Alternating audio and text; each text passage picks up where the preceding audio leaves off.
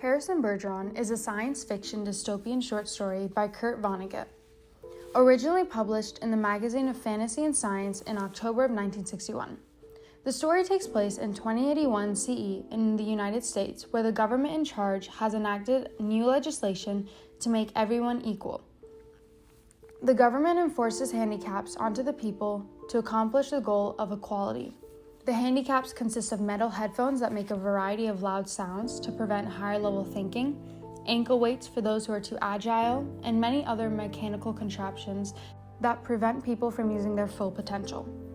Harrison Bergeron is centered around the day of a married couple, George and Hazel, who are watching a ballerina program on the television.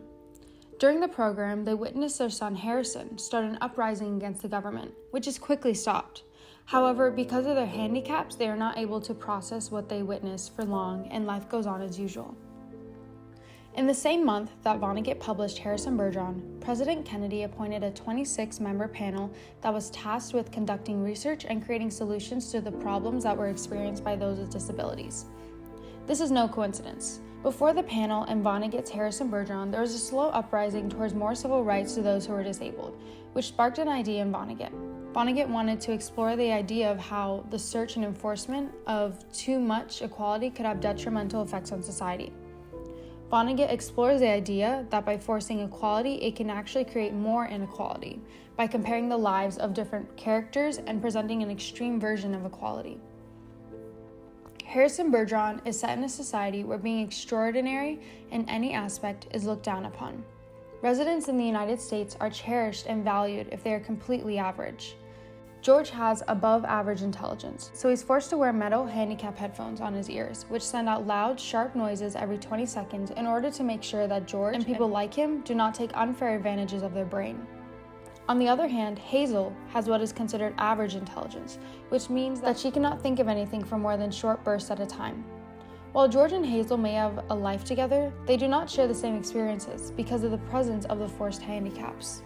One day, when both George and Hazel are watching TV together, George hears a loud buzzer sound transmitted from his metal headphones, which causes him to wince. Hazel notices George's action and asks him what was the latest sound he had heard. This conversation leads to Hazel feeling envious of George's metal headphones because she thinks it'd be exciting to hear all the different noises, which causes George to be a little stunned, in part to the noise he was hearing, but also because of Hazel's feeling of envy for his situation. The ignorance that Hazel shows to George's situation shows how the couple fail to understand each other, representing the contrasting lives between the two. The contrasting life between the two brings up the question of whether George and Hazel are actually equal. According to the government and Harrison Bergeron, George and Hazel are equal to each other because they have prevented George from thinking for too long by the use of handicaps, which brings George down to the same intelligence level as Hazel. The enforcement of the handicaps greatly changes the quality of life between the two. George suffers significantly because of the constant loud noises that he has to hear, and the noises have led to other health consequences like headaches and hearing loss. The intelligence level of Hazel and the longevity of her thoughts is natural for her, so she does not endure any outside pain that reduces her way of life. This situation reveals that by enforcing handicaps, it actually reduces the way of life and causes greater inequality between those with and without handicaps, because it's a greater struggle for those with handicaps to go through life compared to those without handicaps. By trying to create total equality, the government has actually created more inequality. While George and Hazel are watching a ballerina performance on TV, suddenly they see a mugshot of their son Harrison across the screen. Harrison is covered in almost all possible handicaps: metal headphones to suppress his thinking, a mask to hide his good looks, weights on his back to ruin his posture, and so much more. Harrison had been taken from George and Hazel by the government earlier on in their life, so they didn't recognize Harrison at first, especially not with all the enforced handicaps. Suddenly, Harrison burst into the stage and declared himself the country's supreme ruler and rips off all of his handicaps. Harrison turns to one of the ballerinas and declares her his queen, and goes on to rip off her handicaps as well. They then dance together in the performance hall in front of the whole nation on live TV. The scene is very different from the rest of the short story because it's the first time where there is excessive description used. In the beginning of the story, Vonnegut only describes the sounds that George hears with his metal handicap headphones. Only when Harrison and the nameless ballerina are dancing does Vonnegut use such vivid imagery like whirled, swiveled, and flounced. Vonnegut uses such active verbs because he wants to represent the freedom that Harrison and the ballerina feel from removing their burdens.